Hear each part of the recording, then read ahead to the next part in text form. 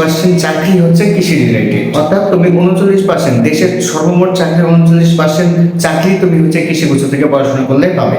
কৃষিগুচ্ছ থেকে পড়াশোনা করে প্রায় 35% স্টুডেন্ট বিদেশে স্কলারশিপ, ফুল ফ্রি স্কলারশিপ নিয়ে চলে যায়। কৃষিগুচ্ছে পড়াশোনা করলে রয়েছে তোমার বিসিএস বিশেষ কোটা। শুধু কি বিসিএস কোটা, অন্যান্য চাকরির ক্ষেত্রে যেমন হচ্ছে তুমি সেনাবাহিনীর ক্ষেত্রেও তুমি কোটা পাবা, বিশেষ কোটা পাবা এবং সেখানে তুমি অ্যাপ্লাই করতে পারবা। আসসালামু আলাইকুম প্রিয় শিক্ষার্থীরা, আজকে আমরা একটি গুরুত্বপূর্ণ তুলনা বলতে পারো সেটা নিয়ে আমরা আলোচনা করবো ইনশাআল্লাহ, যে গুচ্ছ নাকি কৃষিগুচ্ছ কোনটা তোমার জন্য বেটার হবে এবং কোথায় অপরচুনিটি তোমার জন্য বেশি, এবং সেই বিষয়গুলো আমরা হচ্ছে এই 6টা পয়েন্টের আলোকে আলোচনা করব। যেমন পড়ালেখার মান, ল্যাব ফ্যাসিলিটিস, হল সুবিধা, দেশের চাকরি কেমন, বিদেশের চাকরি কেমন, এবং কোটা। কোটা বলতে পারো, বিশেষ কোটা বলতে পারো, অন্যান্য সরকারি বেসরকারি চাকরিতে, সরকারি চাকরিগুলোতে কোটার কথা বলতে পারো।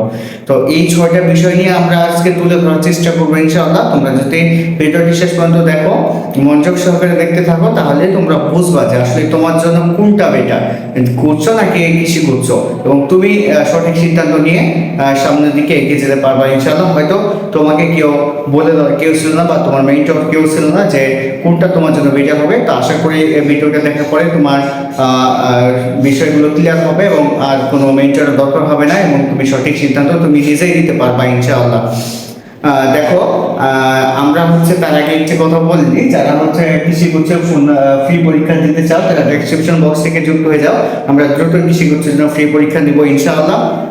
এবং আমাদের কৃষিগুচ্ছ পূর্ণাঙ্গ কোর্স হচ্ছে চলমান, এবং আমাদের ক্লাস শুরু 10 মে থেকে। কোর্স ফি মাত্র অনলি 1099 টাকা, এবং 15 জনকে যদি আমাদের ডেসক্রিপশন বক্সে কৃষিগুচ্ছের যে লিঙ্ক দেওয়া থাকবে সেই লিঙ্কে গিয়ে যদি 15 জন ফ্রেন্ডকে মেনশন দাও, তারা কৃষিগুচ্ছ পরীক্ষা দিবে। দিয়ে তারপর আমাকে যদি স্ক্রিনশটটা হোয়াটসঅ্যাপে বা হচ্ছে টেলিগ্রাম বা ফেসবুকে, তাহলে তোমাদের জন্য কোর্স ফি মাত্র 899 টাকা, এবং ক্লাস শুরু হবে 10 মে থেকে আমাদের ইনশাআল্লাহ। কৃষিগুচ্ছের জন্য এর চেয়ে পারফেক্ট কোনো কোর্স পাবা না, এবং সবচেয়ে সবার কথা বিবেচনা করে, গ্রামের প্রত্যন্ত অঞ্চলের সকল শিক্ষার্থীর কথা বিবেচনা করে সবচেয়ে কম প্রাইসে আমরা 3 বছর থেকে কোর্স দিয়ে আসছি ইনশাআল্লাহ, এবারও দিচ্ছি। এবং আশা করি এর চেয়ে পারফেক্ট কোর্স হবে না। কারণ সম্পূর্ণ কোর্সটাই হচ্ছে আমরা বাকি বিয়ানরা পরিচালিত এবং বাকি টপ বাইয়ারাই পরিচালিত এই কোর্সটি, এবং সার্বক্ষণিক থাকবে তোমাদের মেন্টর এবং আরো অনেক সুযোগ সুবিধা, যেটা তোমরা কোর্সের ডেসক্রিপশন বক্সে পেয়ে যাবা ইনশাআল্লাহ। সবচেয়ে অনলাইনে সবচেয়ে পারফেক্ট, সবচেয়ে সেরা কোর্স হবে ইনশাআল্লাহ এইটা, এবং এখান থেকে আশা করি যে টপ 10 জন বের হবে ইনশাআল্লাহ। দেখো, আমরা প্রথমে যেটা পড়ালেখার মানের কথা বলি, তো দেখো অন্যান্য ভার্সিটির সাথে তুলনা করলে দেখবা যে ল্যাব ফ্যাসিলিটিসের কথা চিন্তা করো বা পড়ালেখার মান, তো এখানে তোমার পড়ালেখার কষ্টটা একটু বেশি এবং পড়ালেখার মানটা অনেক উন্নত। কারণ হচ্ছে যেহেতু ল্যাব ফ্যাসিলিটিস ভালো, বেশ ভালো। যদি বাকিবির কথা চিন্তা করো, দেশের 200 তোমার 3টির ভিতরে বাকিবিতে 121টি ল্যাব। চিন্তা করো, দেশের টোটাল 203টি ল্যাবের ভিতরে একমাত্র বাকিবিতে 121টি ল্যাব রয়েছে। চিন্তা করছো? এবং এইখানে তোমার পড়ালেখাটা হচ্ছে সকালবেলা বা বিকেলবেলা হচ্ছে থিওরি হবে, আর আরেক বেলা মানে এক বেলা থিওরি আর আরেক বেলা হচ্ছে প্র্যাকটিক্যাল। প্রায় সব কৃষি ভার্সিটিতে এক বেলা থিওরি, এক বেলা হচ্ছে প্র্যাকটিক্যাল, টপ সাবজেক্টগুলো। তাহলে তোমার চিন্তা করো কি লেভেলে তোমার হচ্ছে পড়াশোনাটা হচ্ছে, মানে তুমি হাতে কলমেও শিখতে পারছো। একটা পড়া যে থিওরিটিক্যালি পড়ছো সেটা হাতে কলমেও শিখতে পারছো, ঠিক আছে?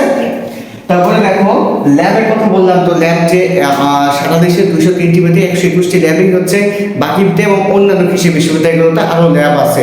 মানে প্রায় সব ভার্সিটিতে ল্যাব রয়েছে, এবং ল্যাব যেহেতু রয়েছে সেখানে তোমার কি হবে, হাতে কলমে অনেক কিছু শিখতে পারবা, যেটা দিয়ে পরবর্তী জীবনে অনেক নিজে কোনো একটা প্রতিষ্ঠান দিতে পারবা, বা নিজে কোনো একটা কিছু আবিষ্কার করতে পারবা, বা রিসার্চ করতে পারবা। এমন বিশাল সুযোগ কিন্তু কৃষিগুচ্ছে সম্ভব। দেখো হল সুবিধার কথা যদি চিন্তা করি, তো হল সুবিধা দেখো হয়তো গুচ্ছ সবগুলো ভার্সিটিতে হল সুবিধা নাই। আর আরেকটা কথা বলি যে গুচ্ছের হয়তো কিছু ভার্সিটি ভালো আছে, যেমন শাস্ত্র, নিঃসন্দেহে শাস্ত্রে সিএসসি পেলে আমি রিকমেন্ড করবো শাস্ত্রে সিএসসিতে পড়ার জন্য, বা খুলনার ফার্মেসি পেলে আমি রিকমেন্ড করবো খুলনার ফার্মেসি পড়ার জন্য। এগুলো পেলে তোমরা ওগুলো পড়তে পারো। তাছাড়া অন্যান্য যে সাবজেক্টগুলো সেগুলো পড়ার চেয়ে আমার মনে হয় যে কৃষিগুচ্ছে যদি তুমি বাকি বই পাও, এবং বাকি বই যদি তুমি ভালো সাবজেক্টগুলো টপ র্যাঙ্কের সাবজেক্টগুলো পাও, তাহলে ইনশাআল্লাহ তোমার জন্য এটাই বেটার হবে এবং এটাই সবচেয়ে ভালো উপায় হবে সকল দিক বিবেচনা করে। তো দেখো হল সুবিধার কথা বলি যে অনেকগুলো কৃষি গুচ্ছের আন্ডারে অনেকগুলো ভার্সিটি রয়েছে যাদের হচ্ছে হল নাই, কৃষি গুচ্ছের আন্ডারে কিছু কিছু ভার্সিটি রয়েছে যাদের হচ্ছে পূর্ণাঙ্গ হল নাই, কিন্তু তুমি যদি বাকি বিতে সুযোগ পাও তাহলে একদম প্রথম দিন থেকে, যেদিন থেকে ক্লাস শুরু হবে সেই দিন থেকেই তুমি হলে তুমি সিট পাবা এবং সেই দিন থেকে হলে থাকার সুযোগ পাবা। কারণ এখানে মেয়েদের জন্য আগে 4টা ছিল, এখন 5টা এবং আরো একটা দিন আমাদের মেবি 6টা হল, মেয়েদের জন্য বাকি মিটে 6টা আর ছেলেদের জন্য 9টা হল রয়েছে। এবং এই এত পরিমাণ হল থাকার কারণে তুমি রিল্যাক্সে হলে থাকতে পারবে, কোনো সমস্যা নাই প্রথম দিন থেকে।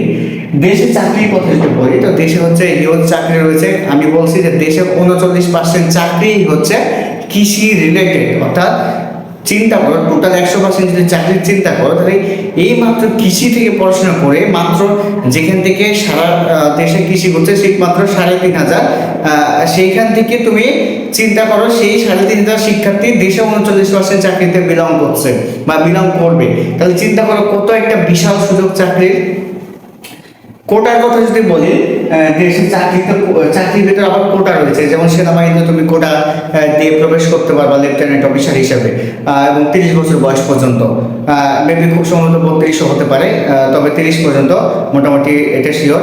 আর হচ্ছে তোমার যদি বিসিএসে বলো, বিসিএসের টেকনিক্যাল কোটা রয়েছে এবং টেকনিক্যাল কোটা থাকার কারণে অন্যান্য যে সাধারণ ধরো যারা চান্স পায় তারা হচ্ছে একটু বেশি মার্কে, ধরো সাধারণত আমি একটা উদাহরণ হিসেবে বললাম যে ধরো 116 পেয়ে কেউ ফিল্ডে টিকলো, কিন্তু তুমি পেয়েছো 108, তোমার কোটা থাকার কারণে তুমি 108 পেয়ে কিন্তু ফিল্ডে টিকতে পারবে বিসিএস এর কোটা, এই কোটার কারণে, টেকনিক্যাল কোটার কারণে, বুঝছো? এবং টেকনিক্যাল কোটাতে পর্যাপ্ত সিট রয়েছে। বিদেশি চাকরির কথা বলি যে তুমি দেখো যদি তোমার রেজাল্ট ভালো থাকে, সিজিপিএ ভালো থাকে, তাহলে খুব সহজে তুমি ফুল ফ্রি স্কলারশিপ নিয়ে এবং তার সাথে আরো ভালো বেশ একটা স্যালারি নিয়ে তুমি হচ্ছে বাইরের দেশে স্কলারশিপে যেতে পারবা এবং সেখানে স্থায়ীভাবে চাকরি করতে পারবা, স্থায়ীভাবে বিভিন্ন বিশ্ববিদ্যালয়ে টিচার হতে পারবা, রিসার্চার হতে পারবা, আরো অনেক কিছু স্থায়ীভাবে চাকরি করার সুযোগ রয়েছে। এবং দেশে প্রায় 35% স্টুডেন্টরা চলে যায় যারা হচ্ছে তোমার বিদেশে গিয়ে চাকরি করে বা বিদেশে গিয়ে রিসার্চ করে, আরো অনেক চাকরি করে হাই স্যালারিতে। দেখো কোটার ক্ষেত্রে বলি যে দেখো কোটা তো বললাম, এই কোটাটাই আসলে হচ্ছে বিশেষের কোটা এবং হচ্ছে বিভিন্ন সেনাবাহিনীতে কোটা এটাই, এবং হচ্ছে এই কোটা দিয়েই তুমি হচ্ছে সুবিধা তো বললাম যে সহজে কি করতে পারবা, চান্স পেয়ে যেতে পারবা। এবং কোটা থাকলে যে কতটা উপকার, যাদের কোটা আছে তারা নিশ্চয়ই বোঝা, যাদের কোটা নাই তারা বুঝতেই পারো যে আসলে কোটা থাকলে কতটা জরুরি, কোটা থাকলে কতটা উপকার হয়, ঠিক আছে?